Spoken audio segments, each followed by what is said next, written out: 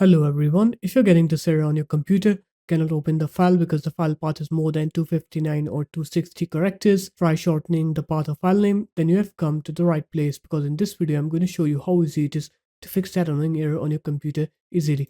First off, what you're going to do is you're going to open up your start menu, you're going to write here run, and then you're going to write here reg edit. You're going to press yes on here, and here what you're going to do is you're going to go into HT local machine, and then you're going to go into system, and then you're going to go into current control set. You're going to go into controls then, and after that you're going to scroll down until you find file system. Here it is, and here you're going to double click on long paths enabled, and you're going to set the value to 1 and press OK.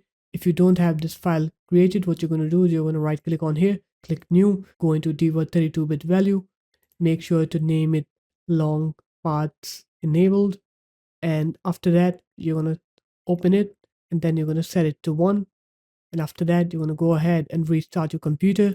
And once you're done with restarting your computer, now when you try to open up your file, you'll see that you will not get that error anymore. So there it is guys, that's how easy it was. If you guys found this video helpful, make sure to leave a like, comment and subscribe to the channel, and I'll see you in my next video. Peace.